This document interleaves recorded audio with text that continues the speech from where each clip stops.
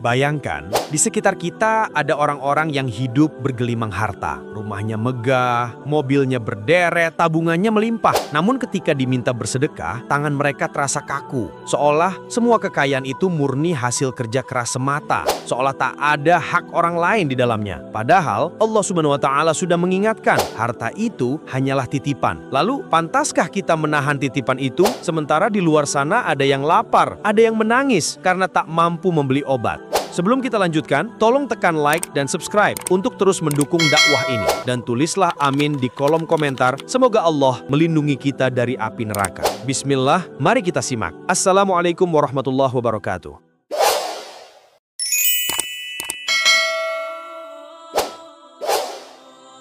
Perintah bersedekah dalam Al-Quran. Di antara ayat-ayat yang turun sebagai cahaya penuntun hidup, ada seruan lembut sekaligus tegas tentang harta yang kita genggam. Allah berfirman, "Dan infakkanlah sebagian dari apa yang telah kami berikan kepadamu sebelum datang kematian kepada salah seorang di antara kamu." Lalu ia berkata, "Ya Tuhanku, mengapa engkau tidak menangguhkan kematianku sebentar saja? Maka aku akan bersedekah dan aku akan termasuk orang-orang yang soleh." Surat Al-Munafikun ayat 10. Renungkanlah ayat ini. Allah tidak memerintahkan manusia untuk menghabiskan seluruh hartanya. Tidak pula memerintahkan sesuatu di luar kemampuan.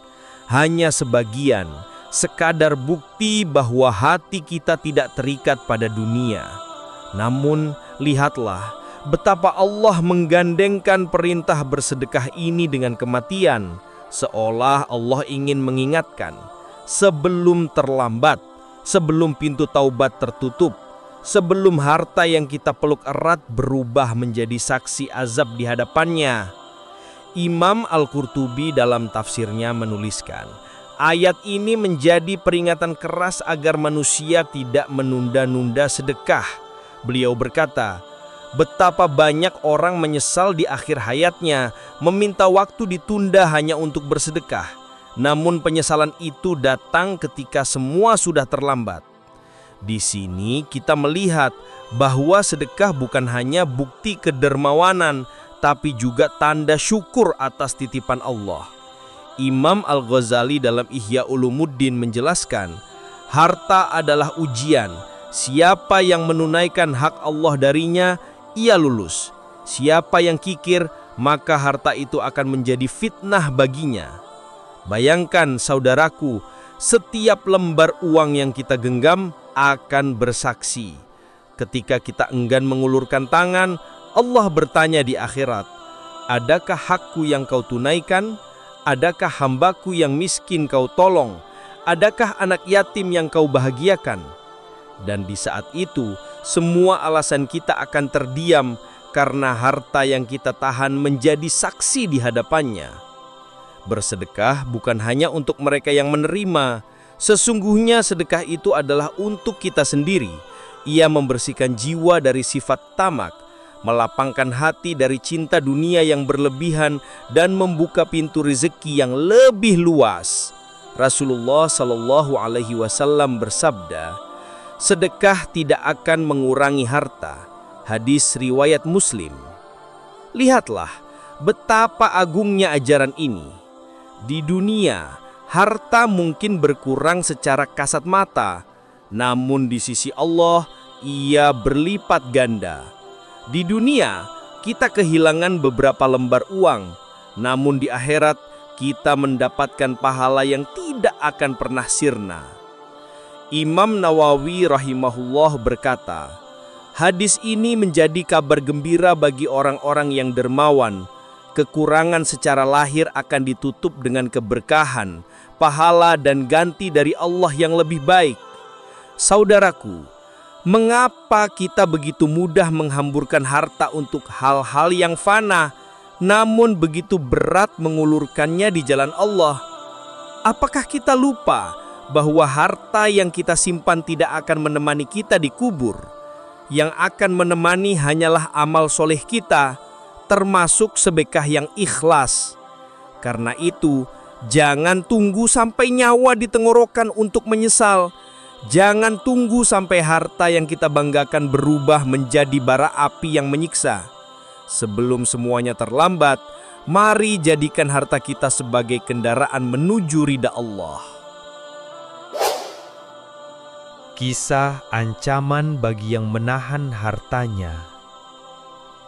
Jika pada tahap sebelumnya kita mendengar seruan lembut dari Al-Quran agar bersegera bersedekah sebelum kematian datang, maka di tahap ini kita akan menyaksikan peringatan keras bagi mereka yang menahan hartanya. Dengarlah firman Allah yang mengguncang hati. Dan orang-orang yang menimbun emas dan perak, serta tidak menafkahkannya di jalan Allah, maka beritahukanlah kepada mereka azab yang pedih. Pada hari dipanaskan emas dan perak itu di neraka jahanam, lalu dibakar dengannya dahi, lambung, dan punggung mereka, sambil dikatakan, "Inilah harta bendamu yang kamu simpan untuk dirimu sendiri, maka rasakanlah azab dari apa yang kamu simpan itu." Surat At-Taubah ayat 34-35. Ayat ini, saudaraku, membuat gemetar hati orang-orang beriman. Imam Ibnu Katsir rahimakullah dalam tafsir Al-Quran Al-Azim menjelaskan bahwa harta yang ditahan tidak dikeluarkan zakatnya, tidak digunakan di jalan kebaikan, kelak akan dipanaskan hingga merah membara, lalu ditempelkan pada tubuh pemiliknya sebagai balasan atas sifat kikirnya. Bayangkan sejenak, betapa pedihnya ketika emas yang dulu kita simpan rapi di brankas, perak yang kita banggakan di dunia, justru berubah menjadi besi panas yang membakar kulit kita di akhirat. Inilah akibat dari sifat kikir yang membutakan hati. Rasulullah SAW bersabda dalam hadis yang diriwayatkan oleh Imam Muslim, "Tidak ada seorang pun yang memiliki emas atau perak, lalu tidak menunaikan haknya, kecuali pada hari kiamat harta itu akan dijadikan lempengan-lempengan api yang dipanaskan di neraka jahanam, lalu disetrikakan pada dahi, lambung, dan punggung mereka. Setiap kali harta itu dingin, dikembalikan lagi untuknya di hari yang lamanya 50.000 tahun sampai diputuskan perkara manusia, lalu diperlihatkan jalannya, apakah ke surga atau ke neraka." Imam Nawawi rahimakullah dalam Syarh Sahih Muslim menjelaskan bahwa hadis ini berlaku umum bagi semua harta yang tidak ditunaikan haknya, termasuk mereka yang enggan bersedekah padahal mampu, menahan harta seolah semuanya milik pribadi tanpa ingat ada hak fakir miskin, anak yatim, dan orang yang membutuhkan. Saudaraku, perhatikanlah bagaimana Allah menyebutkan dahi, lambung, dan punggung sebagai tempat siksaan. Ulama tafsir, di antaranya Al-Qurtubi, menyebutkan bahwa dahi adalah lambang kesombongan. Orang kikir seringkali sombong dengan hartanya. Lambung melambangkan kerakusan, karena dari sanalah muncul keinginan duniawi yang tak ada habisnya. Dan punggung, ia adalah simbol berpaling dari perintah Allah, berpaling dari seruan sedekah, seolah memalingkan punggung dari orang miskin yang meminta pertolongan. Bayangkan saudaraku, ketika di dunia kita memalingkan wajah dari orang yang meminta, di akhirat wajah itulah yang dibakar. Ketika di dunia kita menutup pintu dari anak yatim, di akhirat dada kitalah yang disetrika api neraka. semua sebab satu hal, menahan harta, enggan bersedekah padahal mampu. Imam Al-Ghazali dalam Ihya Ulumuddin berkata, harta yang ditahan seperti air yang tidak mengalir. Ia akan busuk, menimbulkan penyakit bagi pemiliknya, hingga akhirnya menjadi azab di akhirat. Maka, tidakkah kita takut? Apakah kita rela harta yang kita kumpulkan dengan susah payah, yang kita jaga siang malam, berubah menjadi api yang menyala di hadapan Allah? Tidakkah lebih baik kita sedekahkan sebagian darinya sekarang, agar kelak ia menjadi cahaya, bukan azab? Saudaraku, sebelum ayat ini benar-benar terjadi pada kita, sebelum semua harta yang kita banggakan berubah menjadi bara, mari kita gunakan ia sebagai bekal menuju surga. Karena setiap rupiah yang kita keluarkan di jalan Allah tak akan hilang, justru berlipat ganda di sisinya. Teladan Rasulullah dan para sahabat. Jika kita ingin melihat seperti apa wajah kedermawanan sejati, maka lihatlah pada sosok Rasulullah Shallallahu Alaihi Wasallam. Beliau adalah manusia paling mulia, namun juga paling ringan tangannya dalam bersedekah. Beliau tidak hanya memerintahkan, tetapi mencontohkan. Dalam sebuah hadis riwayat Imam Bukhari dan Muslim disebutkan Rasulullah Shallallahu Alaihi Wasallam adalah orang yang paling dermawan, dan beliau lebih dermawan lagi di bulan Ramadan. Dermawan bukan berarti hanya memberi saat lapang, tapi juga ketika diri sendiri tak punya banyak. Rasulullah seringkali mendahulukan kebutuhan orang lain daripada dirinya sendiri. Pernah suatu ketika, beliau tidak memiliki apa-apa di rumahnya, kecuali segenggam gandum. Lalu datang seorang sahabat yang kelaparan. Beliau berikan semua itu kepada sahabat tersebut, sementara beliau sendiri menahan lapar. Inilah hati yang benar-benar melihat harta sebagai amanah, bukan milik pribadi. Teladan ini diteruskan oleh para sahabat. Lihatlah Abu Bakar As-Siddiq radhiyallahu anhu, ketika Rasulullah mengajak bersedekah untuk perjuangan Islam, beliau membawa seluruh hartanya. Rasulullah bertanya, "Apa yang kau tinggalkan untuk keluargamu, wahai Abu Bakar?" Ia menjawab, "Aku tinggalkan Allah dan Rasul-Nya." Umar bin Khattab radhiyallahu anhu pun tak mau ketinggalan. Suatu hari ia berkata, "Hari ini aku akan mengalahkan Abu Bakar." Ia membawa setengah hartanya untuk disedekahkan. Namun ternyata Abu Bakar datang membawa seluruh hartanya seperti biasa. Umar pun berkata, "Aku tidak akan pernah bisa mengalahkanmu, wahai Abu Bakar." Lalu ada Utsman bin Affan radhiyallahu anhu, sang hartawan dermawan.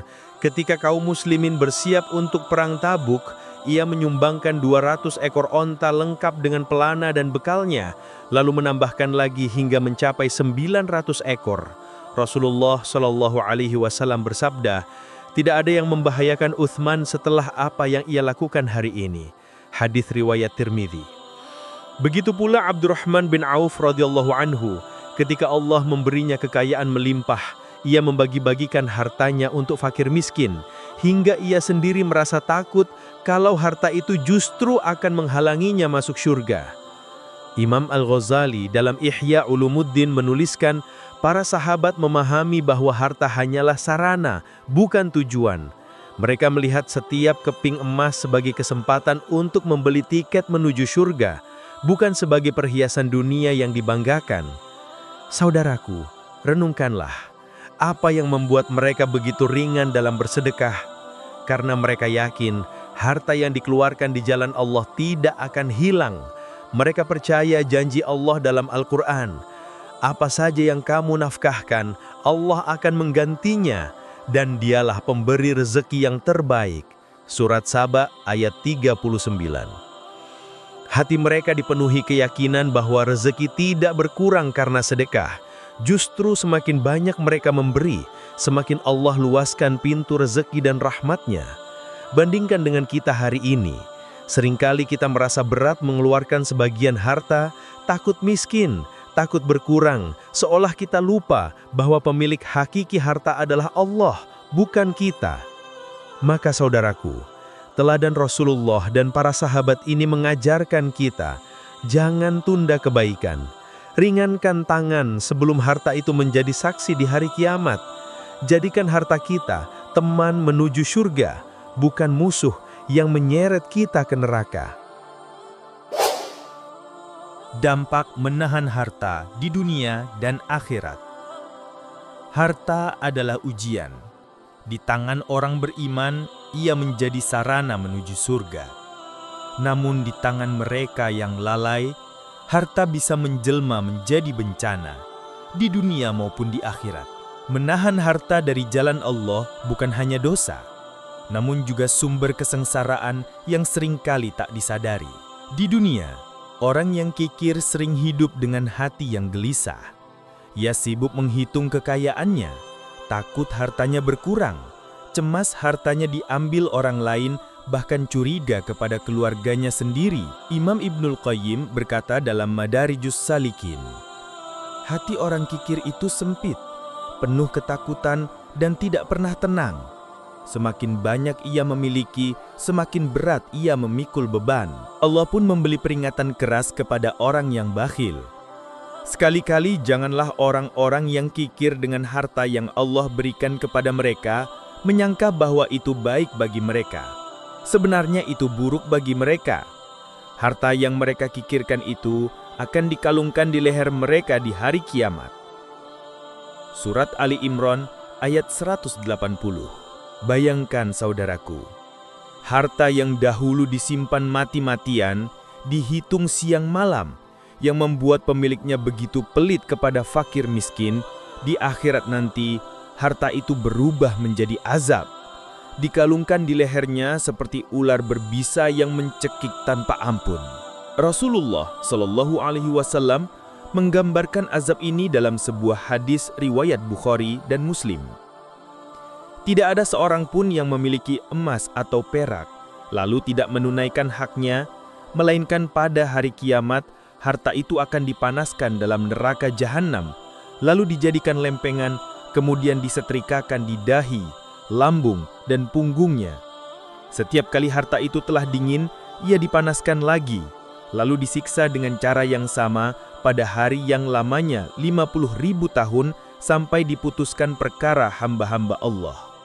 Imam Al-Qurtubi dalam Al-Jami' li Ahkamil Quran menjelaskan, bagian tubuh yang disetrika, dahi, lambung, dan punggung adalah simbol dari kesombongan, kerakusan, dan keangkuhan.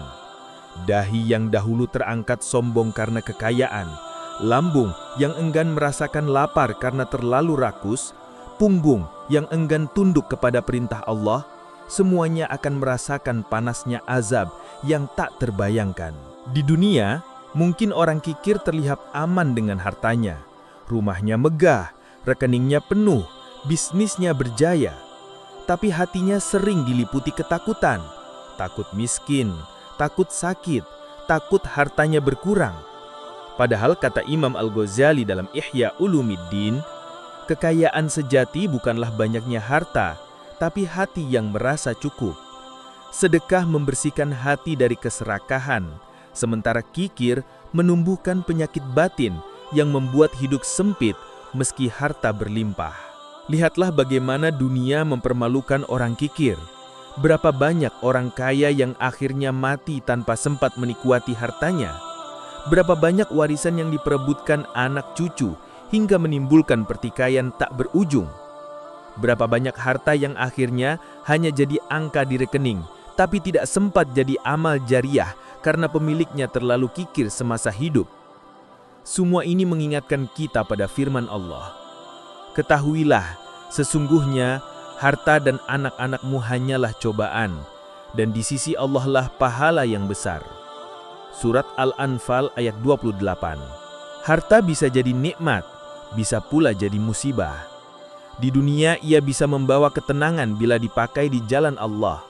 Tapi bila ditahan, ia menjelma jadi beban yang meresahkan hati.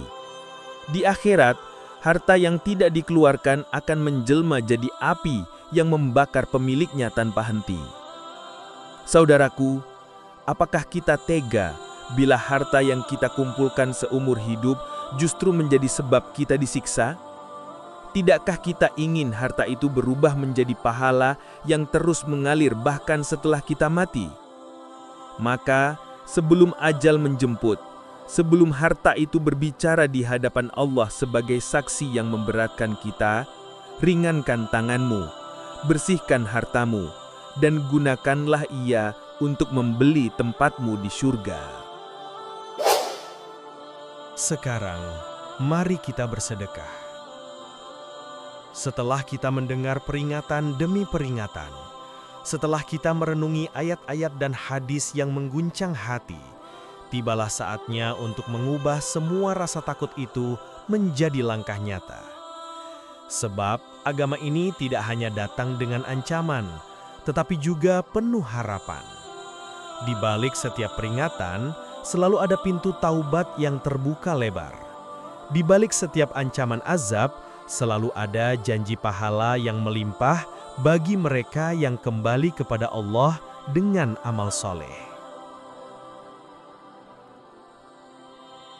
Salah satu amal yang paling dicintai Allah dan paling mudah dilakukan adalah bersedekah. Tangan yang memberi tidak akan pernah kosong. Harta yang dikeluarkan tidak akan pernah berkurang.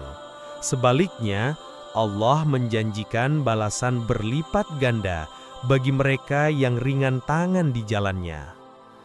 Bayangkanlah, hanya dengan satu butir benih, Allah lipat gandakan menjadi 700 kali lipat. Imam Ibn Katsir dalam tafsirnya menjelaskan bahwa ini adalah bentuk kemurahan Allah yang tak terbatas. Bahkan di hadis qudsi Allah berfirman, "Wahai anak Adam, berinfaklah, niscaya aku akan berinfak kepadamu." Hadis riwayat Bukhari dan Muslim. Imam Nawawi dalam Syarah Muslim berkata, hadis ini menunjukkan bahwa sedekah tidaklah mengurangi harta, bahkan menambahkannya, baik secara nyata maupun melalui keberkahan yang tidak terlihat. Disinilah letak rahasianya. Banyak orang menyangka bahwa dengan bersedekah, hartanya akan habis. Padahal Rasulullah SAW bersabda, sedekah tidak akan mengurangi harta. Mengapa? Sebab keberkahan adalah sesuatu yang tidak bisa dihitung dengan kalkulator dunia. Terkadang dengan sedekah kecil, Allah bukakan pintu rezeki yang tak disangka-sangka. Terkadang dengan memberi di jalan Allah, kita diselamatkan dari musibah yang bisa menghabiskan seluruh harta kita. Imam Al-Ghazali dalam Ihya Ulumuddin menulis dengan indah, sedekah itu seperti air yang memadamkan api dosa. Ia bukan hanya membersihkan harta, tetapi juga hati, menghapus sifat kikir, menumbuhkan kasih sayang, dan mendatangkan cinta Allah. Saudaraku, bukankah kita semua merindukan keberkahan dalam hidup? Rumah yang tentram, rezeki yang cukup, anak-anak yang soleh, hati yang tenang, doa-doa yang diijabah. Semua itu bisa kita jemput dengan sedekah. Di sisi lain, sedekah juga menjadi bekal terbesar di akhirat. Harta yang kita makan akan habis, harta yang kita simpan akan kita tinggalkan, tapi harta yang kita sedekahkan akan menunjuk kita di hadapan Allah sebagai pahala yang kekal. Rasulullah SAW bersabda, apabila anak Adam meninggal dunia, terputuslah amalnya kecuali 3, sedekah jariyah, ilmu yang bermanfaat, dan anak soleh yang mendoakannya. Lihatlah, sedekah tidak hanya menyelamatkan kita dari azab, tapi juga menjadi sumber pahala yang terus mengalir, bahkan setelah kita tiada. Maka, mulai hari ini, jangan tunggu kaya untuk bersedekah. Jangan tunggu rezeki berlimpah untuk berbagi. Rasulullah Shallallahu Alaihi Wasallam bersabda, bersedekahlah walau hanya dengan setengah butir kurma. Setengah butir kurma, saudaraku, bukan satu karung, bukan satu kebun. Artinya sekecil apapun sedekahmu, Allah tetap menghargainya. Sebab yang Allah lihat bukan jumlahnya, tapi keikhlasan hatimu. Sungguh indah pesan Imam Asy-Syafi'i rahimahullah. Aku lebih suka bila seseorang menyisihkan sedikit dari hartanya untuk bersedekah setiap hari, walaupun sedikit, agar ia tidak terhijab dari pahala sedekah di setiap waktunya. Maka, marilah kita menata niat. Jangan sampai harta yang seharusnya jadi penolong di akhirat, justru menjadi penyebab azab. Jangan sampai kita menangis di kubur karena harta yang dahulu kita simpan erat-erat justru berubah menjadi api yang membakar kita. Ringankan tanganmu, lunakkan hatimu, bukalah dompetmu di jalan Allah. Sedekahkan hartamu sebelum ajal datang, sebelum penyesalan tak lagi berguna. Sahabat Irman Hidayah, kini setelah kita menelusuri ayat-ayat yang mengguncang jiwa, hadis-hadis Rasulullah yang tegas, dan kisah para salafus sholih yang tak pernah lelah bersedekah, tibalah saatnya kita bercermin. Bertanya kepada hati yang paling dalam, apakah selama ini harta yang kita genggam benar-benar milik kita? Atau hanya titipan yang akan kembali kepada sang pemilik segala harta? Allah Subhanahu wa Ta'ala telah mengingatkan dengan firman-Nya, dan berikanlah kepada mereka sebagian dari harta Allah yang Dia berikan kepadamu. Surat An-Nur ayat 33. Perhatikan kalimat ini, saudaraku. Allah menyebut harta itu sebagai hartanya, bukan harta kita. Imam Ibn Katsir dalam tafsirnya menjelaskan, ini adalah dalil bahwa harta manusia hakikatnya milik Allah, dan manusia hanyalah diberi amanah untuk mengelolanya. Maka apakah pantas seorang hamba yang hanya dititipi berlagak seperti pemilik sejati? Apakah pantas kita menahan titipan itu, sementara ada hak orang miskin, anak yatim dan kaum lemah di dalamnya? Rasulullah Shallallahu Alaihi Wasallam bersabda dengan suara yang tegas namun penuh kasih, tidak ada satu hari pun ketika seorang hamba berada di pagi hari, kecuali dua malaikat turun. Salah satunya berkata, "Ya Allah, berilah ganti kepada orang yang berinfak." Dan yang lain berkata, "Ya Allah, timpakan kebinasaan kepada orang yang menahan hartanya." Hadis riwayat Bukhari dan Muslim. Bayangkan, setiap pagi doa malaikat dipanjatkan. Satu, mendoakan kebaikan bagi yang dermawan, yang lain mendoakan kebinasaan bagi yang kikir. Tidakkah hati kita bergetar mendengar ini? Imam Al-Qurtubi dalam Al-Jami' li Ihkamil Quran berkata, hadis ini menunjukkan bahwa sedekah tidak hanya mendatangkan pahala di akhirat, tetapi juga menarik keberkahan dan perlindungan di dunia. Saudaraku, hidup ini terlalu singkat untuk kita habiskan dengan mengumpulkan harta tanpa manfaat. Kuburan terlalu gelap untuk kita masuki tanpa bekal amal. Akhirat terlalu panjang untuk kita jalani tanpa sedekah yang menjadi cahaya di hadapan Allah. Lihatlah, berapa banyak orang kaya yang kini hanya tinggal nama. Harta mereka berlimpah, tetapi tidak sempat mereka sedekahkan.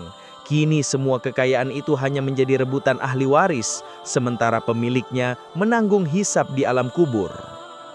Rasulullah Shallallahu Alaihi Wasallam bersabda, anak Adam berkata, hartaku, hartaku, padahal tidak ada yang menjadi hartamu kecuali apa yang engkau makan hingga habis, atau apa yang engkau pakai hingga usang, atau yang engkau sedekahkan hingga tersimpan untukmu di akhirat. Hadis riwayat Muslim. Betapa singkatnya hidup ini, betapa cepatnya dunia ini meninggalkan kita. Imam Al-Ghazali dalam Ihya Ulumuddin menulis, Orang yang enggan bersedekah ibarat seorang musafir yang menolak mengirim bekal ke rumahnya di kampung halaman, padahal ia pasti pulang ke sana. Akhirnya, ia kembali ke kampungnya dalam keadaan lapar, miskin, dan menyesal. Begitulah nasib orang yang pelit dalam hidupnya. Ia menolak mengirim bekal ke akhirat. Ia sibuk menimbun harta, tapi lupa bahwa semua itu akan ia tinggalkan. Akhirnya, ia datang ke hadapan Allah dengan tangan kosong, sementara hartanya menjadi saksi yang memberatkannya. Maka saudaraku, sebelum ajal menjemput, sebelum penyesalan tak lagi berguna, marilah kita lunakkan hati kita untuk bersedekah. Mulailah dari yang kecil, dari yang mampu, tapi dengan niat yang tulus. Jangan tunggu kaya raya, jangan tunggu waktu lapang, sebab kematian tidak menunggu kita menabung. Semoga Allah menjadikan kita termasuk hamba-hambanya yang ringan tangan, lapang hati, dan ikhlas di jalannya. Semoga harta kita menjadi cahaya di kubur, penolong di akhirat, dan sebab datangnya rahmat Allah di dunia dan akhirat. Dan semoga ketika tiba saatnya kita dipanggil pulang, kita bisa menghadap Allah dengan senyum, karena harta yang kita keluarkan di jalannya telah menanti sebagai pahala yang berlipat ganda. Amin ya Rabbal Alamin. Sahabat Irman Hidayah, apakah kamu merasa mendapatkan sesuatu dari video ini? Sekarang, simak juga. Perhatian, tak ada urusan dunia lebih penting dari sholat. Linknya kami sematkan di sini.